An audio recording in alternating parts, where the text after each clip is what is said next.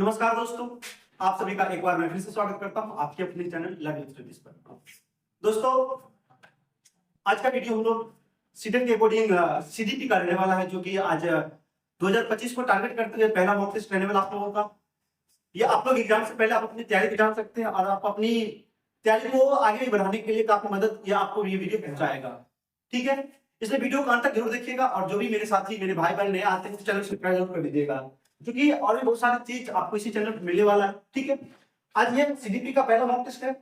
इसी तरह अगला आगे भी दूसरा भी मॉक टेस्ट आपको मिलेगा। लगभग 25-30 आपको सीडीपी हो गया, बीएस हो गया, मैथ हो गया, हिंदी, संस्कृत सभी का आपको यहाँ पर मिलने वाला है। इसलिए चैनल को सब्सक्राइब जरूर कर लीजिए। ठीक है, साथ साथ बेल आइकन भी दबा लीजिएगा। ठीक है, इसमें चलते हैं आगे सीधा सीधे प्रश्नों की तरफ। और मैं आपको एक बार और बता दूं कि ये टेस्ट का हम लोगों का जो ऑफलाइन बैच होता है वहां पर लिया गया, उसी का सारा क्वेश्चन है और उसी का आज मैं डिस्कस आपको करूंगा। एक एक क्वेश्चन का आपको अच्छा से डिस्कस करूंगा। ठीक है, इसलिए वीडियो को अंत तक जरूर देखिएगा, मजा आ जाएगा। ठीक है, चलते सीधे सीधे अपने प्रश्न पर। हमारा पहला प्रश्न है कि कौन सा कथन सत्य नहीं है। कौन सा कथन सत्य नहीं है? पहला क्वेश्चन हम लोगों का पूछ रहा है सत्य नहीं। बहुत ही अच्छा क्वेश्चन, विकास चैप्टर से, विकास और वृद्धि से। कह रहा है विकास क्रमबद्ध व व्यवस्थित होता है। क्या आपने पहला चैप्टर पढ़ा है? तो सबसे पहला आप यही पढ़ते हैं, विकास का एक व्यवस्थित और क्रमबद्ध तरीका है, कोई सी को हम छोड़ नहीं सकते हैं, है ना। सबसे पहले बाल्यावस्था यानी शैशवावस्था, फिर बाल्यावस्था, फिर किशोरावस्था, प्रौढ़ावस्था, वृद्धावस्था, है ना। सभी चरण दर चरण चल रहे हैं। ये क्या क्रमबद्ध है और ये व्यवस्थित भी है, इनका उम्र निर्देशित किया गया है। ठीक है, किसी को आप छोड़ नहीं सकते। विकास के सभी क्षेत्र एक दूसरे से व्यक्तिगत बिल्कुल है। क्या आप जितना आपका आईक्यू लेवल है, क्या मेरा उतना आईक्यू लेवल है? नहीं, हमसे ज्यादा भी हो सकता है या हमसे कम भी हो सकता है ना। विकास की गति व्यक्तिगत होती है, विकास केवल आनुवांशिकता से प्रभावित होता है। अब देखिए, विकास की गति व्यक्तिगत होती है ना। अब मेरी विकास कैसी हो रही हो तो हम किस परिवेश में रह रहे हैं इस पर डिपेंड करेगा, है ना। तो ये तो व्यक्तिगत होती है मेरे वाले। लेकिन ये कह रहा है विकास केवल आनुवांशिकता से प्रभावित होता है। नहीं, आप पढ़े आनुवांशिकता एवं पर्यावरण पढ़े ना। आनुवांशिकता एवं पर्यावरण सीडीपी का एक चैप्टर है, इसमें आनुवांशिक और पर्यावरण के साथ साथ, ठीक है ना, इसके साथ साथ पर्यावरण के साथ साथ प्रभावित होता है। ठीक है ना। आप लोग ये भी क्वेश्चन देखे होंगे कि आनुवांशिकता और जो पर्यावरण है इसका योग कितना होता है, तो उसका कोई 50% नहीं होता है। ये किसी को आप कह ही नहीं सकते कि ये ज्यादा होगा और ये कम होगा। ठीक है, अब चलते हैं अगले प्रश्न पर। अगला प्रश्न 2 नंबर हमारा कह रहा है, देखते हैं आगे क्या कह रहा है इसको। 2 नंबर कह रहा है क्वेश्चन कि एकेडमिक निम्न में से कौन सा कारक विफलता के लिए जिम्मेदार है? किसके लिए? विफलता के लिए जिम्मेदार इसमें से कौन सा कारक है? क्या सहयोगात्मक शिक्षा विफलता के लिए जिम्मेदार है? अगर आप हम आपका सहयोग कर रहे हैं, क्या आप विफल हो सकते हैं? बिल्कुल नहीं। तो ये तो नहीं। समावेशी कक्षा ये भी सफलता के लिए उत्तरदायी है। गैर प्रासंगिक पाठ्यक्रम और सार्थक अधिगम। अब देखिए, गैर प्रासंगिक पाठ्यक्रम जैसे मान लीजिए आपका सिलेबस है, सीडीपी में कुछ लिमिटेड चैप्टर है, आपको हम जो अनलिमिटेड वाला जो होता है कि 20 वाला भी पढ़ाना प्रारंभ कर दे, तो वो आपका सार्थक है क्या? बिल्कुल नहीं। तो ये गैर प्रासंगिक आपके अनुरूप नहीं होगा। सिलेबस अगर आपके अनुरूप नहीं होगा तो जाहिर सी बात है कि हम असफल होंगे। ठीक है, जैसे देखिए, अगर क्लास 3 का कोई बच्चा है, उसको क्लास 10 का अगर हम मैथ पढ़ाने लगे तो बच्चा असफल होगा, क्योंकि उसको बेस बना ही नहीं। ठीक है, इसलिए सही आंसर का क्या हो जाएगा? सी नंबर इसका सही आंसर हो जाएगा। ठीक है, हम चलते हैं अगले प्रश्न पर। अगला प्रश्न हमारा कह रहा है कि मूर्त संक्रियात्मक अवस्था कि बच्चों को पढ़ाते समय एक शिक्षक को क्या नहीं करना चाहिए। आप ये एक टीचर और मूर्त अवस्था वाले बच्चों को, यानी कि मूर्त अवस्था वाले बच्चों को पढ़ा रहे हैं, ठीक है ना। अब उस समय आपको क्या नहीं करना चाहिए, आपको किस चीज पर ध्यान देनी चाहिए? ठीक है, अब देखिए, हमारा पहला ऑप्शन कह रहा है कि वर्गीकरण के मौके देना, ऐसी समस्या देना जिसमें अमूर्तता यानी कि आवश्यकता हो, कर्मिक करने की कार्य देना, मूर्त संसाधन देना। अच्छा बताइए, देखिए बच्चा किस अवस्था में? तो मूर्त संक्रियात्मक अवस्था में। किस अवस्था में? मूर्त संक्रियात्मक अवस्था में है बच्चा। तो जाहिर सी बात है वो अभी 3 अवस्था पार करके चौथा अवस्था में आया है, सॉरी 2 अवस्था पार करके तीसरा अवस्था में आया है, शैशवावस्था और आपको पूर्व संज्ञानात्मक अवस्था ये पार कर गया है। अब आया मूर्त संज्ञानात्मक अवस्था में। जीन पियाजे के अकॉर्डिंग 4 अवस्थाएं हैं। ठीक है, अब यहाँ पर जो बच्चा होगा, क्या वर्गीकरण तो इससे पहले वाला भी कर लेगा, यहाँ पर तो वर्गीकरण कर लेगा बच्चा।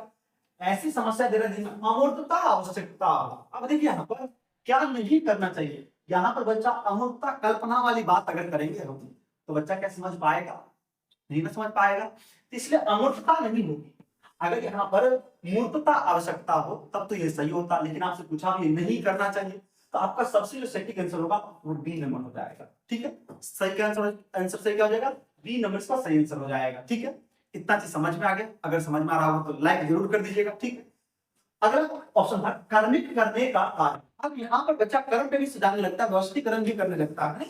अब मूर्त संसाधन देना, मूर्त अवस्था में बच्चा उसको प्रत्यक्ष रूप से सभी चीज देकर के सिखाएंगे तो बच्चा और भी अच्छा समझेगा। ठीक है, अब चलते हैं अगले प्रश्न पर। अगला प्रश्न हमारा है 4 नंबर की कोहल वर्ग के द्वारा, कोहल वर्ग के द्वारा, एक मिनट, कोहल वर्ग के द्वारा प्रतिपादित नैतिक विकास, कोहल वर्ग के द्वारा प्रतिपादित नैतिक विकास का सिद्धांत किस स्तर पर व्यक्ति के किस स्तर पर व्यक्ति यह तर्क देता है कि केवल समाज ही तय कर सकता है कि क्या सही है और क्या नहीं। क्या कह रहा है कि कोहल वर्ग के द्वारा प्रतिपादित नैतिक विकास के किस स्तर पर व्यक्ति यह तर्क देते हैं कि केवल समाज ही तय कर सकता है क्या सही है और क्या नहीं है। तो आप लोग इसमें क्या सोच रहे होंगे आंसर? पहला ऑप्शन देखते हैं हम लोग कि आज्ञा पालन एवं दंड अभिविन्यास, ये तो पहला स्तर है। अच्छा लड़का अच्छी लड़की अभिविन्यास, अधिकारिकता एवं सामाजिक क्रम व्यवस्था अभिविन्यास, सार्वभौमिक नैतिक सिद्धांत अभिविन्यास। अच्छा देखिए, हमको तो ऑप्शन से ही समझ में आ गया कि इसका आंसर सी होने वाला है, क्योंकि देखिए अधिकारिकता एवं सामाजिक क्रम व्यवस्था, अब इसी व्यवस्था में बच्चा होगा तो समझेगा, कहेगा कि जो समाज कहेगा वही हम करेंगे, जो समाज समझेगी कि जो चीज सही है वही चीज हम करेंगे, अगर जो चीज समाज गलत कह रही है वो हम लोग गलत समझेंगे। तो किस अवस्था में? अधिकारिकता एवं सामाजिक क्रम व्यवस्था में। ठीक है, हम कोहल वर्ग को समझेंगे एक दिन। आप लोगों को अगर जीन प्याजे समझना है तो हमारे चैनल पर जीन प्याजे का वीडियो उपलब्ध है, वो जरूर देख लीजिएगा। हम उसको उसका लिंक डिस्क्रिप्शन में डाल देंगे। लेकिन आपको इस साल में हम आपको और भी अच्छा तरीका से पढ़ाएंगे जीन प्याजे, कोहल वर्ग, डायगोस्की। ठीक है ना? ठीक है, वहां से हम देख रहे हैं कि लगभग अगर तीनों कंप्लीट हो जाता है तो 5 नंबर हमारा आ जाता है। ठीक है, क्योंकि हर एक पेडागोजी में यहाँ से संभव है। इसका आंसर समझ गए हम लोग, इस सी नंबर का आंसर रहने वाला है। ठीक है, ये 3 अवस्था के 6 चरण हो जाता है। ठीक है, और सब हम लोग नेक्स्ट वीडियो में समझेंगे, क्योंकि वीडियो लंबा हो जाएगा तो आपको भी देखने में अच्छा नहीं लगेगा। ठीक है, इसलिए हम छोटा वीडियो में आपको देने का प्रयास कर रहे हैं। चलिए अगला क्वेश्चन हमारा है बुद्धि चैप्टर से। देखिए ये क्वेश्चन किसी न किसी एग्जाम में पूछे गए हैं, एक बार नहीं कई बार इस क्वेश्चन पूछे जा चुके हैं। ठीक है, अब देखिए अगला क्वेश्चन हमारा है कि निम्न में से कौन सा हार्वर्ड गार्डनर प्रतिपादित गणितीय बुद्धि का उल्लेख करता है? किस बुद्धि का? गणितीय बुद्धि का। ठीक है ना? आपको पता है हार्वर्ड गार्डनर महोदय ने बुद्धि सिद्धांत प्रतिपादित किया था, उसमें उन्होंने 8 तरह की बुद्धि की बातें की थी। ठीक, उसी में से एक बुद्धि जो तार्किक गणित है उसके बारे में चर्चा कर रहे हैं। मानवीय अस्तित्व के मामलों पर सोचने तथा सामर्थ्य व संवेदनशील, यहाँ पर तो सोचने की बात कर रहा है। कोई जोर लगाओ चूंकि आप गणित तार्किक गणित है, वहां पर तर्क करने की बात आएगी, लेकिन यहाँ पर मानवीय अस्तित्व के मामलों पर सोचने, यानी कि हमारा जो अस्तित्व है खतरा में है, कैसा है, इस पर सोचने का विचार होगा। ठीक है, ये तो नहीं होगा। ध्वनि व ताल के प्रति संवेदनशील जो तबला वादक होता है उसमें तो यह अवस्था जो तार्किक गणितीय बुद्धि का निर्माण नहीं हो सकता है। स्थानों के पैटर्न को पहचानने व उनमें फेरबदल करने की क्षमता, जिनको कहते हैं स्थानिक बुद्धि कहते हैं। ठीक है, तो ये भी तो नहीं होगा। अब अगला ऑप्शन है आपका कि समस्याओं को तर्कपूर्ण तरीके से विश्लेषण करने व मसलों की वैज्ञानिक दृष्टि से विवेचन करने की क्षमता, यानी कि समस्याओं को तर्कपूर्ण तरीके से, किस तरीके से? तर्कपूर्ण करने से। आप गणित का पहला जो चैप्टर पढ़ते हैं पेडागोजी का, तो वहां पर आपको कहा गया गणित एक तार्किक सब्जेक्ट है। कैसा? तार्किक विषय है, तो वहां पर तर्क करना पड़ेगा।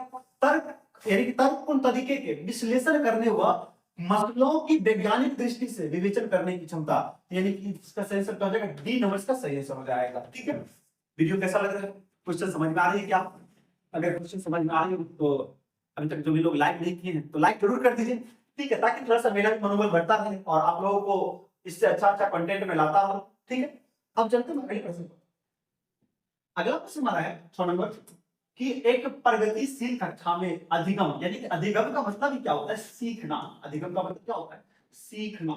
ठीक है, तो एक अधि यानी कि एक प्रगतिशील कक्षा में क्या होता है, अंतः क्रिया और संवाद द्वारा होता है। अधिगम जो होता है सीखना, बच्चा कैसे सीखता है किस कक्षा में, तो एक प्रगतिशील कक्षा में बच्चा कैसे सीखता है, शिक्षकों से अधिगमकर्ताओं द्वारा एक तरफा प्रसारण के रूप में होता है। निष्क्रिय अधिग्रहण द्वारा होता है, केवल अधिकर्ताओं की जिम्मेदारी है कि शिक्षकों की कोई भूमिका नहीं है। अच्छा देखिए यहां पर आपसे कहा गया कि केवल अधिगमकर्ताओं की जिम्मेदारी है। जैसे आप सीख रहे हैं, क्या सिर्फ आपकी जिम्मेदारी है सीखना? नहीं ना, मेरी भी जिम्मेदारी है आपको सिखानी है, ठीक है। अब ये तो गलत हो जाएगा, निष्क्रिय अभिग्रहण द्वारा होता है। जब बच्चा सीखेगा कोई भी अधिगम होगा वहां पर बच्चा निष्क्रिय होगा। आप खुद का सोचिए, आप अभी पढ़ रहे हैं, मुझे देख रहे हैं, मुझे सुन रहे हैं, क्या मोबाइल चल रहा है, आप कुछ और काम कर रहे हैं, क्या आप सीख पाइएगा? नहीं ना सीख पाइएगा, तो निष्क्रिय होना भी नहीं होगा, आप सक्रिय जब तक नहीं होंगे। अगला अगला था कि शिक्षकों से अधिगमकर्ताओं द्वारा, यानी कि शिक्षकों से अधिगमकर्ताओं द्वारा एक तरफा प्रसारण होता है, बिल्कुल नहीं होता है। अब एक तरफा क्या होगा, क्या हम सिर्फ बोल रहे हैं और आप सुन करके इधर से निकाल दे रहे हैं, क्या आप समझ पाएंगे? नहीं, तो ये एक तरफा तो नहीं होगा। अंतः क्रिया व संवाद द्वारा होता है, बिल्कुल सही हो जाएगा। क्या चीज? अंतः क्रिया व संवाद द्वारा होता है। एक प्रगतिशील कक्षा में अधिगम कैसे होता है? अंतः क्रिया व संवाद द्वारा होता है, ठीक है।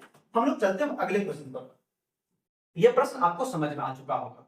अगला क्वेश्चन हमारा 7 नंबर है कि विद्यार्थी सीखने के लिए प्रेरित महसूस करते हैं जब कार्य होता है। यानी कि बच्चा कब सीखने के लिए प्रेरित महसूस करेगा, यानी कि बच्चा कब सीखना अधिक चाहेगा, रुचि लेगा सीखने में। मूर्त और अत्यधिक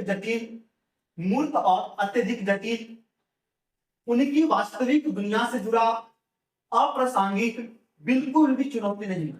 अब बच्चा सीखने के लिए प्रेरित होगा उनकी वास्तविक दुनिया से, क्योंकि आपको पता है ना कि एनसीएफ कहता है कि कोई भी सब्जेक्ट हो उनकी बाहरी दुनिया से जुड़िए, खास करके ईवीएस और गणित को, ठीक है। जैसे गणित को कैसे बाहरी दुनिया से जुड़े, वो रोटी लाया, कितना रोटी लाया, वो खेल रहा है, कब से खेल रहा है, कितना बार कूदा, तो उनकी बाहरी दुनिया से जोड़ना ये तो सही हो जाएगा, ठीक है। तो ये भी सही है, उनकी वास्तविक दुनिया से जुड़ा, यानी कि जुड़ा हुआ।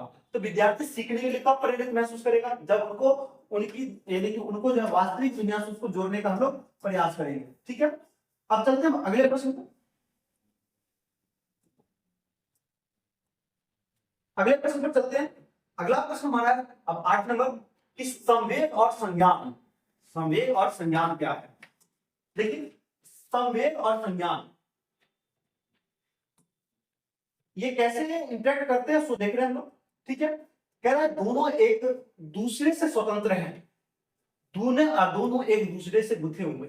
ये स्वतंत्र मतलब अलग अलग है। क्या संवेग और संज्ञान, संवेग का मतलब ही होता है आपको, आपके अंदर जो भय है, आपके अंदर जो डर है, आपके अंदर जो गुस्सा है, आपके अंदर जो आवेग है, ठीक है, तो ये चीजें आपको, और संज्ञान अब आपके अंदर जो मनोबल है उसको तो जोड़ना पड़ेगा। तो आप जितना आपका संवेग अच्छा रहेगा उतना आप सीखने में, आपका ज्ञान, जितना आपका ज्ञान ऊंचा होगा आपका संवेग स्थिर हो जाएगा, ठीक है। तो ये दोनों एक दूसरे से क्या गुथे हुए, स्वतंत्र नहीं है, ये एक दूसरे से इंटरेक्ट है, ठीक है। इसका आंसर क्या हो जाएगा? बी नंबर इसका आंसर हो जाएगा। ये एक दूसरे से क्या हुए, गुथे हुए हैं, एक दूसरे से क्या हुए हैं, गुथे हुए हैं, ठीक है। हम चलते हैं अगले प्रश्न पर। अगला प्रश्न हमारा क्या है, ठीक है, अगला प्रश्न हमारा क्या है 9 नंबर। देखिए ये अभिकथन और कारकफल है, इसको ध्यान से पढ़िएगा, ठीक है। कह रहा है कथन एक शिक्षक को किसी संप्रदाय से संबंधित विद्यार्थियों द्वारा ग्रहण भ्रांतियों और वैकल्पिक अवधारणाओं की उपेक्षा करनी चाहिए। उपेक्षा मतलब होता है कि अपेक्षा नहीं, हम आपसे ये उम्मीद रखें कि आप कभी गलती नहीं कीजिएगा, यह सही बात है। बच्चा तो गलती से सीखता है ना, तो हम आपसे तो ये नहीं उम्मीद रख सकते कि आप गलती नहीं करेंगे, गलती तो आपका करना है ना, आपकी तो आदत है, हमारी स्वभाव है गलती करना, हम तो गलती करेंगे। अब गलती करेंगे तो भ्रांतियां होगी, हमारे मन में भय होगा कि हम गलती कर सकते हैं, ठीक है, तो ये तो सही बात है। अब कथन आर कह रहा है कि भ्रांतियां अत्यंत गलत होती है, बिल्कुल नहीं, भ्रांतियां मन में होनी चाहिए और तर्कहीन चिंतन प्रक्रिया दर्शाती है।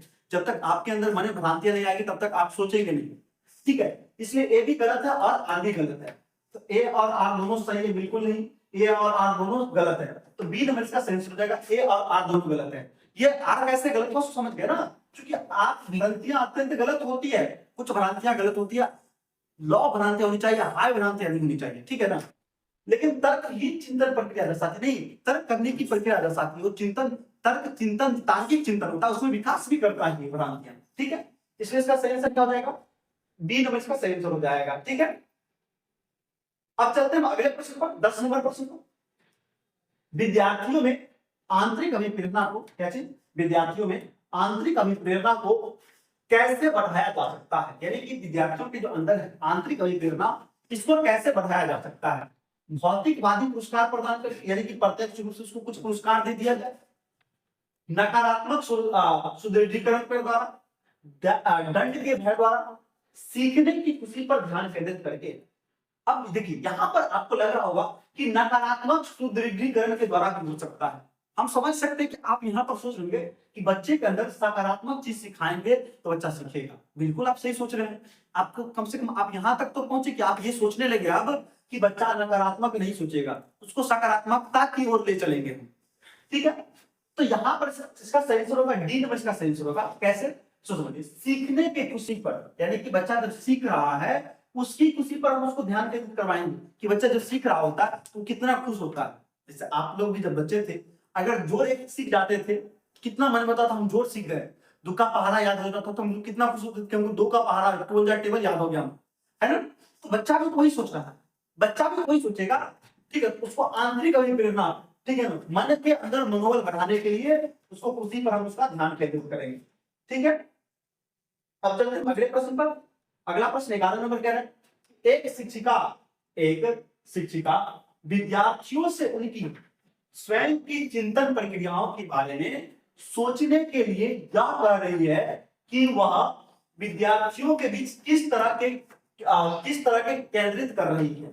यानी कि टीचर क्या कर रहा है, सो समझिए, विद्यार्थी उनके स्वयं की चिंतन, बच्चा जो थिंकिंग कर रहा है उनके स्वयं की चिंतन प्रतिक्रियाओं के बारे में, यानी कि जो बच्चा सोच रहा है उस पर जो प्रतिक्रियाएं आ रही है, सोचने के लिए कह रही है, उस पर सोचने के लिए कह रही है, ठीक है ना। वह विद्यार्थियों के बीच किस तरह के केंद्रित कर रही है, क्या ये घोषणात्मक केंद्रित हो रही है, ये जो बातचीत हो रही है इन सबों के बीच वो क्या हो रहा है, क्या ये घोषणात्मक हो रहा है, क्या ये अधिसंज्ञानात्मक हो रहा है, क्या ये प्रतिक्रियात्मक हो रहा है, क्या ये शब्दार्थ हो रहा है।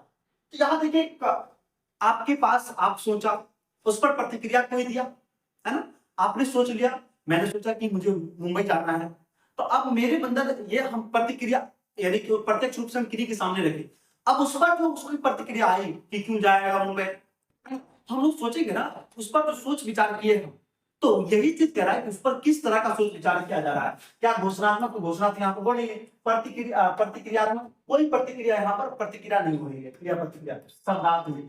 कैसे अधिसंज्ञानात्मक, यानी कि यहाँ पर संज्ञान की बात हो रही है कि संज्ञान का टेस्ट लिया जा रहा है कि बच्चा सोच कितना तक पा रहा है। सही से क्या हो जाएगा, इसका अधिसंज्ञानात्मक इसका सही आंसर हो जाएगा, ठीक है। अब चलते हैं अगले प्रश्न पर। 12 नंबर प्रश्न हमारा क्या है कि सीखने के लिए संरचनात्मक उपागम, कैसे सीखने के लिए संरचनात्मक उपागम के द्वारा निम्न में से किसे बढ़ावा दिया जाता है, यानी कि निम्नलिखित में से किसको बढ़ावा दिया जाता है, ठीक है। अब देखिए, प्रतिपादक शिक्षण को, पूछताछ आधारित शिक्षा को, शिक्षण की व्याख्यान विधि को रट रट कर याद करना, ये तो पहली गलत है। कभी इसको एनसीईआरटी हो या एनईटी हो, कभी इसको मानता नहीं है, ये हमेशा गलत होता है, ठीक है। तो सीखने के लिए संरचनात्मक उपागम, यदि कुछ चीज नया करना, वो उपागम के द्वारा किसे बढ़ावा दिया जाता है, किस चीज को, तो प्रतिपादक शिक्षण, यानी कि आप जो कहेंगे वो प्रतिपादित कर दिया जाएगा, उसको लागू कर दिया जाएगा, तो ये तो नहीं होगा। पूछताछ आधारित शिक्षा, तो ये बिल्कुल सही, पूछताछ आधारित शिक्षा होनी चाहिए। कहने का मतलब ये हुआ कि आप हमसे प्रश्न पूछिए, हम आपसे प्रश्न पूछ रहे हैं, है ना। तो इस पर क्या होगा कि संरचनात्मक, यानी कि नया चीज आपको सीखने को मिलेगा, कुछ चीजें मुझे भी सीखने को मिलेंगी, ठीक है। चलिए अब चलते हैं, इसका सही आंसर क्या हो जाएगा, इसका सही आंसर बी नंबर इसका सही आंसर हो जाएगा, ठीक है। हम चलते हैं अगले प्रश्न पर। हमारा अगला प्रश्न क्या कह रहा है, देखते हैं। अगला प्रश्न हमारा है कि 13 नंबर एक नया विषय पढ़ाना शुरू करने से पहले, यानी कि आप जब एक नया चैप्टर किसी को बच्चे को पढ़ाने से शुरू करते हैं, यानी कि उससे पहले आपको क्या सोचना चाहिए, एक शिक्षक के लिए क्या जानना महत्वपूर्ण है, यानी कि एक टीचर के रूप में आपको क्या पहले आपको आपके पास किस चीज की जानकारी होनी चाहिए। बच्चे पहले से क्या जानते हैं, बिल्कुल ये तो हमारे पास पहले से नॉलेज होनी चाहिए, बच्चे उस बारे में क्या जानते हैं। उसके बाद सामान्य भ्रांतियां, कुछ कुछ क्या उनके अंदर भ्रांतियां हैं, ये भी जाननी चाहिए। विषय सीखने के लिए पूर्व अपेक्षाएं, यानी कि विषय सीखने के लिए उसकी जो पूर्व की अपेक्षा है, उनको सीखने की पूर्व की जो जिज्ञासा है। विद्यार्थियों की पसंदीदा अधिगम शैली, अब बच्चा किस विधि से अधिकतर सीखेगा, क्या कहते हैं रटन विधि से सीखेगा या रचनात्मक विधि से सीखेगा, ठीक है, या किस विधि से सीख रहा है। तो उस ये सभी चीजें हमारे लिए आवश्यकता है चारों। तो इनमें से सभी, यानी कि देखिए 1 2 3 4 कहां पर है, एक केवल दो नहीं, 1 2 3 4, यानी कि सभी चीजें मुझे जानना अत्यंत जरूरी होगा एक नया चैप्टर पढ़ाने से पहले, कि बच्चा सीखने के लिए उत्सुक है कि नहीं, बच्चा क्या क्या पहले से जान रहा है इसके बारे में। जैसे मान लीजिए कि हमको पानी चैप्टर पढ़ाना है, 5 मिनट से की बात कर रहे हैं, बुद्धि चैप्टर पढ़ाना है।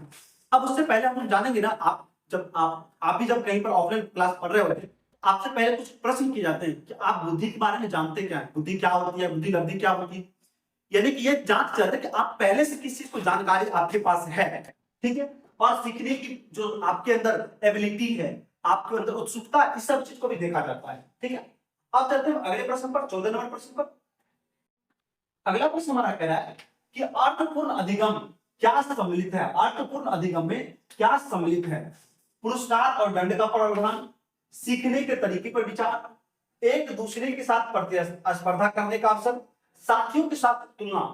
अब देखिए अर्थपूर्ण अधिगम की बात हम कर रहे हैं, तो यहाँ पर पुरस्कार एवं दंड का प्रावधान नहीं होगा, क्योंकि बच्चा यहाँ से भयभीत होगा, सीखेगा नहीं, यहाँ से भयभीत होगा बच्चा। सीखने के तरीके पर विचार, ये चीज सही हो सकता है कि बच्चा क्यों नहीं सीख रहा है ना। अगर मान लीजिए कि हम आपको अगर सामने से पढ़ा रहे हैं, तो अगर आप किसी चीज को नहीं सीख पा रहे हैं, हमारी पहली दायित्व बनती है कि हम ये चेक करें कि आप सीख क्यों नहीं पा रहे हैं, आप किस कमी में देख रहे हैं उसको, ठीक है। तो सीखने के तरीके पर विचार, ये सबसे सटीक हो जाएगा, ठीक है। इसका सही आंसर क्या हो जाएगा, सी नंबर इसका सही आंसर हो जाएगा। एक दूसरे के साथ प्रतिस्पर्धा करके, तो अवसर ये तो बिल्कुल नहीं होगा। साथियों के साथ तुलना करके हो सकता है, लेकिन अर्थपूर्ण अधिगम नहीं, अर्थपूर्ण अधिगम नहीं होगा। इसका सही आंसर क्या हो जाएगा, बी नंबर इसका सही आंसर हो जाएगा, ठीक है। उम्मीद करते हैं कि सभी क्वेश्चन आपको अभी तक सारे के सारे प्रश्न आपको समझ में आ चुके होंगे, ऐसा उम्मीद करते हैं। बाद बाकी आप लोग जरूर कमेंट करके बताइएगा कि वीडियो कैसा लगा और कितने प्रश्न आपके सही भी हो रहे हैं, ठीक है। हम आपसे इस कमेंट की अपेक्षा जरूर रखेंगे, उपेक्षा नहीं, हम आपसे अपेक्षा रखेंगे, ठीक है। ले बैगोस्की के अनुसार निम्न में से किसकी संज्ञानात्मक विकास में महत्वपूर्ण भूमिका है, किसमें संज्ञानात्मक विकास में, आपको पता है ले बैगोस्की, कोहलबर्ग, बैगोस्की तीनों संज्ञानात्मक विकास से जुड़े हुए हैं। अब उनका क्षेत्र अलग हो जाता है, ठीक है। अब इसमें क्या अनुकूलन, अनुकूलन तो आपको पता है कि जीन प्याजे से संबंधित है, इससे जीन प्याजे से। पुनर्बलन, पुनर्बलन मतलब होता है कि फिर से उसी आंशिक रूप पुनर्बलन हमारे लिए आवश्यक होता है, तो ये तो यहाँ नहीं होगा। सांस्कृतिक परिवेश, ले बैगोस्की के अनुसार, क्योंकि नैतिक विकास का सिद्धांत, तो सांस्कृतिक परिवेश, ठीक है, तो ये इसका सही हो जाएगा सांस्कृतिक परिवेश, अनुवांशिकता नहीं होगी, इसका सही क्या हो जाएगा सांस्कृतिक परिवेश, ठीक है। अब चलते हैं अगले प्रश्न पर। अगला प्रश्न हमारा क्या कर देखते हैं।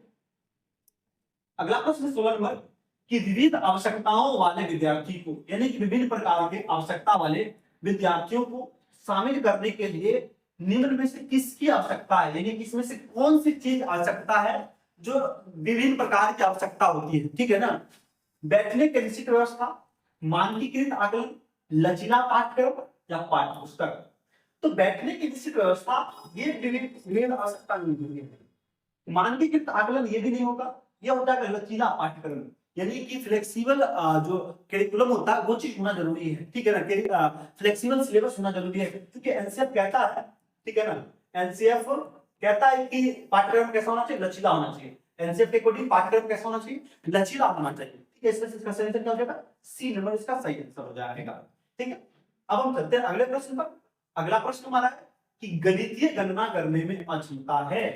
अब देखिए अक्षमता से भी क्वेश्चन आता है कि इसमें करा भी गणितीय गणना में, यानी कि जोड़ घटाव करने में बच्चा असमर्थ है, ठीक है। तो इसमें कौन सी उसको अक्षमता कहा जाएगा? क्या डिस्ग्राफिया? तो ये डिस्ग्राफिया तो लेखन संबंधित है। किससे संबंधित है? डिस्लेक्सिया पठन से संबंधित है। किससे? पठन से।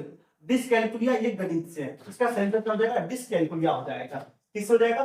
डिसकैलकुलिया हो जाएगा, ठीक है। यानी कि गणितीय गणना में अक्षमता डिसकैलकुलिया कहलाता है, ठीक है। ये वीडियो कैसा लग रहा है मेरे भाई, मेरे बंधु? कमेंट करके कमेंट में जरूर बताइएगा। और अभी तक जो तो लाइक शेयर सब्सक्राइब नहीं किए हैं तो जरूर कर देना, ठीक है। पहला प्रश्न हमारा कह रहा है कि एक समावेशी कक्षा में, हम आपको इससे पहले बताते एक प्रगतिशील कक्षा में, अब समावेशी कक्षा में विद्यार्थी ज्ञान सामग्री को निष्क्रिय प्राप्त करता है। ज्ञान सामग्री की निष्क्रिय, जब निष्क्रिय होगा तो कोई भी चीजें सार्थक नहीं होगी, तो ये निष्क्रिय तो नहीं होगा। समतापूर्ण तरीके से बढ़ते और विकसित होते हैं। समतापूर्ण मतलब क्या? समानता पूर्वक समावेशी कक्षा है, सबको समान रेस में देखना है ना, किसी को ऊंच किसी को नीच में नहीं देखना है। तो आप तो क्या कह रहा है कि समतापूर्ण तरीके से बढ़ते हैं, यानी कि समतापूर्ण तरीके से बढ़ते हैं और विकसित होते हैं। समानतापूर्ण तरीके से बढ़ते हैं और विकसित होते हैं। इसका सही आंसर क्या हो जाएगा? बी नंबर इसका सही आंसर हो जाएगा। अब देखिए प्रौद्योगिकी के उपयोग में विद्यार्थियों के साथ भेदभाव किया जाता है। बिल्कुल नहीं भेदभाव, जब भेदभाव किया जाएगा तो समावेशी कक्षा होगा ही नहीं। विद्यार्थी पूरी तरह से अपने दम पर ही अधिगम में आने वाली बाधाओं को दूर करते हैं। क्या आपको मान लीजिए कि आपको कोई सी चीज पढ़ रहे हैं, आप उस चीज को समझ नहीं पा रहे हैं, क्या खुद से वो चीज दूर हो जाएगा? नहीं ना होगा दूर। तो इसलिए पूरी तरह से अपने दम पर, पूरी तरह से नहीं, आंशिक तौर पर कर सकते हैं लेकिन पूरी तरह से ये नहीं कर सकते हैं, ठीक है। लेकिन कुछ ना कुछ कर सकते हैं, लेकिन पूर्णतः नहीं होगा। अब अगला प्रश्न हमारा है कि निम्न में से कौन सा प्रश्न आलोचनात्मक सोच को बढ़ावा देता है? यानी कि निम्न में से कौन सा प्रश्न आलोचनात्मक सोच को, यानी कि जो आपका हाई लेवल थिंकिंग है उसको बढ़ावा देता है। स्वर प्रणाली का आरेख बनाओ, 328 को 984 से गुणा करो, आरटीई कब लागू हुआ, शहरीकरण और वैश्वीकरण के विविध सामाजिक आर्थिक स्तर के लोगों पर अलग अलग प्रभाव का विश्लेषण करें। अब देखिए यहाँ पर अब आपको समझ में आ रहा होगा कि इसमें सौर प्रणाली का आरेख बनाना, इसमें चिंतन की कोई आवश्यकता है। अगर बच्चा सोच भी लेगा सौर प्रणाली तुरंत बना लेगा ऐसे ऐसे गोल गोल करके, ठीक है। लेकिन देखिए आप ये 328 को 984 से गुणा भी कर लेगा। आरटीई कब लागू हुआ था? ये तो एक सीधा सीधा जवाब देगा, आरटीई 2010 में लागू हुआ था, 2009 में पारित किया गया, 2010 में लागू हुआ था, ठीक है। तो ये चीज तो नहीं होगा। अच्छा दूसरा देखिए, शहरीकरण और वैश्वीकरण ये क्या चीजें होती है? शहरीकरण क्या चीज होती है, वैश्वीकरण क्या चीजें होती है, इस पर बच्चा सोचेगा, है ना। तो जब बच्चा सोचेगा इसमें आलोचनात्मक सोच की बढ़ावा होगी, वो कटाक्ष करेगा। जब आप कुछ कहिएगा तो आपको क्रॉस क्वेश्चन करेगा, ठीक है। अब चलते हैं अगले प्रश्न पर। इसका सही आंसर क्या हो जाएगा? डी नंबर इसका सही आंसर हो जाएगा। आप लोग समझ गए इसका आंसर क्या हो जाएगा? डी नंबर इसका सही आंसर हो जाएगा, याद रखिएगा डी नंबर इसका सही आंसर हो जाएगा। अब अगला 20 नंबर हमारा प्रश्न कह रहा है, देखते हैं 20 नंबर प्रश्न को। ये भी कथन कारक से संबंधित है। देखिए कथन एक कह रहा है कि गणित के शिक्षकों को लड़कियों से कक्षा में बहुत कम अपेक्षा रखनी चाहिए। क्या आप भी एक टीचर बनने की जा रहे हैं? क्या केवल लड़के ही गणित में तेज होते हैं? ऐसे पहले कहा जाता था, वो तो जेंडर रूढ़िवादिता हो जाएगी, तो ये तो गलत बात है। अपेक्षा सबसे रखनी चाहिए, केवल और केवल लड़कियों से ऐसी बात नहीं है। अपेक्षा हमारी सबसे होगी, केवल और केवल लड़कियों से होगी या लड़कों से होगी ऐसी बात नहीं है। अपेक्षा हमारी सबसे होगी, ठीक है। अपेक्षा सबसे रखनी चाहिए। अगला तर्क क्या है कि लड़कियों में गणित समझने, यानी कि समझने की आनुवांशिक क्षमता नहीं होती, ऐसी बात नहीं है। गणित लड़कियों में गणित समझने की आनुवांशिकता सब में होती है। अगर मेरे पिताजी अगर गणित में अच्छे होंगे तो हम भी गणित में अच्छे होंगे, क्योंकि आपको पता है ना कि ये स्थानांतरण होती रहती है, हेरिडिटी स्थानांतरण होती रहती है, तो ये तो गलत बात है ना। तो ए और आर दोनों गलत है, ए और आर दोनों गलत है, यानी कि बी नंबर में इसका सही आंसर हो जाएगा, ए और आर दोनों गलत है, ठीक है। चलते हैं अगले प्रश्न पर। ये क्वेश्चन आपको अब तक समझ में आ चुका होगा। 21 नंबर क्वेश्चन हमारा कि भारतीय संविधान का कौन सा अनुच्छेद शिक्षा के अधिकार की चर्चा करता है? यानी कि कौन सा अनुच्छेद ऐसा है जो शिक्षा के अधिकार की चर्चा करता है? अनुच्छेद 21, अनुच्छेद 31, अनुच्छेद 11, अनुच्छेद 51। तो ये तो अनुच्छेद 21 ए है, ठीक है। अनुच्छेद 21 ए है जो जिसके तहत शिक्षा का अधिकार अधिनियम अच्छा आपको बताइए ये कब लागू हुआ था? आप लोग ये बताइएगा हमको कि कब लागू हुआ था, ठीक है। ये चीज आप लोग हमको कमेंट बॉक्स में कमेंट करके जरूर बताइएगा कि ये कब लागू हुआ था। ये क्वेश्चन अब आप लोगों के लिए छोड़ करके आगे बढ़ रहे हैं। अगला प्रश्न हमारा कह रहा है 22 नंबर कि प्राथमिक विद्यालय में मिड डे मील कार्यक्रम प्रारंभ करने का प्रमुख कारण है। यानी कि जो प्राथमिक विद्यालय है 1 to 5 इसमें जो मिड डे मील चला था, यानी कि भोजन आप लोग भी खाए होंगे छठा सातवां आठवां में, पहला से लेकर के आठवां तक तो सबको मिलता है मिड डे मील। तो इसका कार्यक्रम करने का प्रमुख कारण क्या था? तो उस समय मेरे भाई प्रमुख कारण यह था कि बच्चों स्कूल में नामांकित कम होते थे। अगर नामांकन होता भी था तो बच्चा स्कूल में रुकना ही नहीं चाहता था, है ना। तो संपूर्ण भारत में 2004 में, ठीक है ना, 2004 में ये चीज लागू कर दिया गया था पूरे भारत में। 2004 में मिड डे मील को लागू कर दिया गया था। अब तो ये प्रधानमंत्री पोषण योजना के तहत आता है, ठीक है ना।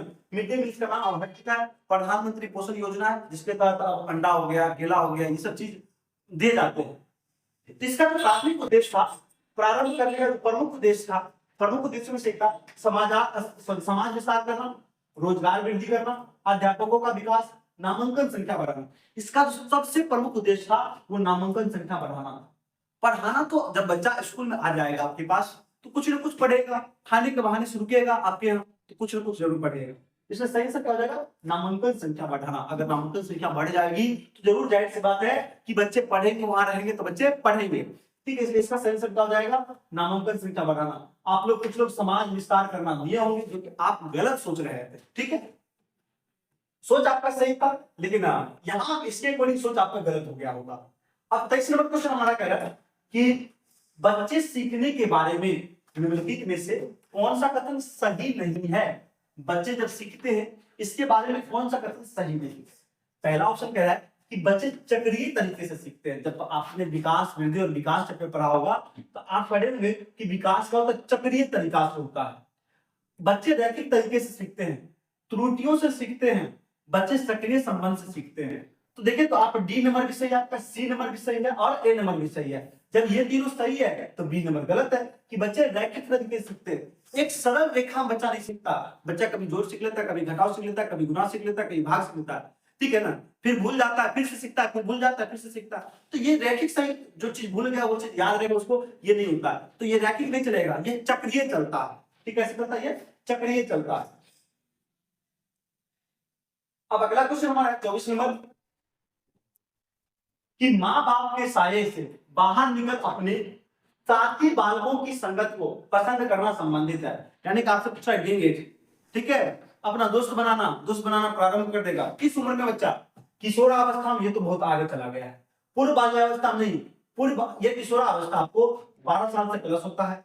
पूर्व बाल्यावस्था आपको 2 साल से प्लस होता है, 2 साल के बाद से, ठीक है। उत्तर बाल्यावस्था आपको 8 साल का प्लस होता है। तो 6 साल तक, 7 साल तक बच्चा घर से बाहर नहीं निकलता ही नहीं, ठीक है ना। तो इसका सही शब्द रहेगा उत्तर बाल्यावस्था। कैसी? जब उत्तर बाल्यावस्था में बच्चा घर से बाहर निकलने लगता है और अपने आप को, ठीक है ना, घर से बाहर पसंद करता है, दोस्तों के साथ रहना पसंद करता है, ठीक है। आप लोग ये बताइए हमको कि खिलौने की आयु, ठीक है ना, खिलौने की अवस्था किसको कहा जाता है? खिलौने की अवस्था किसको कहा जाता है? इसका जवाब आप लोग हमारे कमेंट बॉक्स में जरूर कमेंट कीजिएगा। यानी कि खिलौने की अवस्था किसको कहा जाता है, ठीक है। हम चलते हैं अगले प्रश्न पर। अगला प्रश्न हमारा, चलते हैं अगले प्रश्न पर। अगला प्रश्न हमारा है, 1 मिनट थोड़ा सा इसको सही कर दूं ताकि प्रश्न आपको सही से दिख रहा हो, ठीक है। अब देखते हैं क्वेश्चन को। क्वेश्चन कह रहा है सीखने का प्राथमिक मूलभूत नियम संबंधित है। यानी कि जो सीखने का प्राथमिक नियम है, मूल उद्देश्य है, मूल नियम क्या है? अभ्यास कार्य से बिल्कुल नहीं, परिणाम की अपेक्षा से, प्रशंसा से या तत्परता से। तो ये परिणाम की अपेक्षा से आप अभी पढ़ रहे हैं, जैसे मैं सोचते हूँ कि परिणाम की अपेक्षा से हम पढ़ रहे हैं, क्योंकि हम सीटेट सफल हो जाए, फिर बीपीएससी या यूपीएससी दे या जो भी अदर स्टेट में हो, जैसे भी उनका जो टीचिंग सिलेक्शन प्रोसेस है उस वजह से आपकी, लेकिन सीटेट तो पास है हर राज्य में। प्रशंसा से आपको बार बार हम आपकी प्रशंसा करेंगे, आप मेरे भाई बहुत अच्छा पढ़ रहे हैं। आपके अंदर क्या होगा कि एक मनोभाव आ जाएगा, आपके मन भावना ये चले लगी कि हम बहुत अच्छे पढ़ रहे हैं, हम बहुत अच्छे सीख रहे हैं, ठीक है। तो ये भी आपको डिमोटिव करेगा, धीरे धीरे नीचे की ओर आपको ले जाएगा। लेकिन तत्परता से, इसका सही से तत्परता से, अगर आप किसी चीज को लगन लगाकर सीख रहे हैं, ठीक है ना, आपके अंदर तत्परता है सीखने का, आप जरूर सफल होंगे। यानी कि सीखने का जो प्राथमिक उद्देश्य होगा वो तत्परता से। ठीक है, अब चलते हैं अगले प्रश्न पर। अगला प्रश्न हमारा है कि मानसिक परिपक्वता की ऊंचाइयों को छूने के लिए प्रयत्न करना संबंधित है। यानी कि जो मानसिक परिपक्वता है इसकी ऊंचाइयों को छूने के लिए, ठीक है, क्या संबंधित है। अब देखिए, परिपक्वता आपको 18 वर्ष के बाद आना प्रारंभ होता है ना। तो जब आप 18 वर्ष के बाद चलते हैं तो वो कौन सा उम्र होता है, वो प्रौढ़ावस्था हो जाता है। किशोरावस्था से, ये देखिए, मानसिक परिपक्वता की ऊंचाइयों को छूने के लिए, ऊंचाइयों को छूने के प्रयत्न यहाँ से नहीं करेगा बच्चा। जब किशोरावस्था में होता है तो उड़नड है ना, यहाँ पर तांडव करेगा बच्चा, ठीक है ना, उड़नता भरा ये होता है, इसमें तो नहीं करेगा। प्रौढ़ावस्था इसका सही हो जाएगा, पूर्व बाल्यावस्था में नहीं होगा, उत्तर बाल्यावस्था में नहीं होगा। ठीक है, इसका सही कह देगा प्रौढ़ावस्था, इसका सही हो जाएगा। ठीक है, अब चलते हैं अगले प्रश्न पर। हमारा अगला प्रश्न 27 नंबर है। 27 नंबर अगला प्रश्न हमारा कि वह प्रक्रिया जिसमें एक बच्चा अपने माता पिता, समकक्षी व अन्य महत्वपूर्ण व्यक्तियों से अंतर क्रिया करके सामाजिक कौशल, विचार व मूल्य सीखता है, क्या कहलाता है। क्या कहलाता कि वह प्रक्रिया जिसमें एक बच्चा अपने माता पिता से और समकक्षी से, ठीक है, अन्य महत्वपूर्ण व्यक्तियों से अंतर क्रिया करके, उनसे इंटरलेटेड करके सामाजिक कौशल सीखता है। कैसे सीख रहा है, सामाजिक कौशल, सामाजिक विचार और सामाजिक मूल्य सीख रहा है, तो ये क्या कहलाएगा, अनुकरण कहलाएगा। नहीं, उससे अंतर क्रिया करके ना कर रहा है, अनुकरण नहीं ना होगा। वो तो अगर वो बोल रहा है जो चीज, अगर वही बोल रहा तब वो अनुकरण करना होता तो ये नहीं होगा। यहाँ पर बात भी नहीं होगा, इसको कोई हेल्प नहीं किया जा रहा, यहाँ सिखाया जा रहा है। ठीक है, सामाजिक रंग, बिल्कुल ये क्या हो जाएगा, इसका सामाजिक रंग, इसका आंसर हो जाएगा। यहाँ पर बच्चा क्या सीख रहा है, सामाजिक रंग सीख रहा है। ठीक है, अब अगला प्रश्न हमारा है 28 नंबर। जीन पियाजे के अनुसार मूर्ख संज्ञानात्मक अवस्था में बच्चे तर्कपूर्ण ढंग से सोच पाते हैं, उन्हें डैश में कठिनाइयां आती है। किस अवस्था में बच्चा, मूर्ख संज्ञानात्मक अवस्था में। किस अवस्था में, मूर्ख संज्ञानात्मक अवस्था में बच्चा तर्कपूर्ण ढंग से सोच पाता है, पर उन्हें किस में कठिनाइयां आती है। बच्चा तो यहाँ पर मूर्ख यानी कि तर्क करना प्रारंभ कर देता है। आप पढ़े ना, मूर्ख अवस्था यानी कि जो मूर्ख संज्ञानात्मक अवस्था है, इसका एज क्या है, आप लोग बताइएगा हमको। ठीक है, तुरंत बताइएगा कि इसका एज क्या है। ठीक है, कब से कब तक है। ठीक है, आपको पता है कि इन्होंने 4 अवस्था जीन पियाजे ने। सबसे पहला था शैशवावस्था। ठीक है, शैशवावस्था का ये 0 से लेकर के 2 वर्ष था। ठीक है, उसके बाद पूर्व संज्ञानात्मक अवस्था, पूर्व संज्ञानात्मक अवस्था। ठीक है, उसके बाद मूर्ख संज्ञानात्मक अवस्था, उसके बाद अमूर्त संज्ञानात्मक अवस्था। ठीक है, अब हम लोग को बताइएगा कि इस तीनों का जो एज ग्रुप क्या है। इसका मूर्त का, ठीक है ना, यानी पूर्व का, उसका मूर्त का, उसका अमूर्त का। हम आपसे 3 क्वेश्चन छोड़ करके जा रहे हैं यहाँ। ठीक है, लेकिन यहाँ अब हम लोग समझते इससे आगे। कह रहे प्रतीकात्मक प्रतिनिधित्व, प्रतीकात्मक तो पूर्व संज्ञानात्मक अवस्था में हो जाता है। संरक्षण के कार्य ये तो हो जाएगा। परिकल्पित निगमनात्मक तर्क, यहाँ पर बच्चा इसमें दिक्कत होगा। इसमें निगमनात्मक तर्क नहीं, आगमनात्मक तर्क संभव है, लेकिन निगमनात्मक तर्क करने में बच्चा को कठिनाइयां होगी। इसका सही उत्तर क्या हो जाएगा, सी नंबर इसका सही हो जाएगा। किसी से बच्चे की कठिनाई होगी, निगमनात्मक तर्क में। मेरे भाई आपके लिए हम 4 क्वेश्चन छोड़ करके जा रहे हैं, 3 क्वेश्चन, ठीक है ना। इस तीनों क्वेश्चन का आप लोग हमको जवाब जरूर दीजिएगा। ठीक है, अब चलते हैं अगले प्रश्न पर सीधा सीधी। 29 नंबर प्रश्न पर। अगला प्रश्न क्या है 29 नंबर कि निम्नलिखित में से किस एक शिशु के अधिगम को सहायता नहीं मिलती है। यानी इसमें से कौन सा एक ऐसा चीज है जिसमें से बच्चे को सीखने में सहायता नहीं मिलती है। ठीक है, अनुकरण, अभिप्रेरणा, स्कूल का बस्ता या पुरस्कार। इसका सही स्कूल का बस्ता हो जाएगा, क्योंकि अनुकरण विधि द्वारा बच्चा सीखता है, अभिप्रेरणा द्वारा ही बच्चा सीखता है, पुरस्कार द्वारा ही बच्चा सीखता है। ठीक है, लेकिन स्कूल के बस्ता से कुछ नहीं।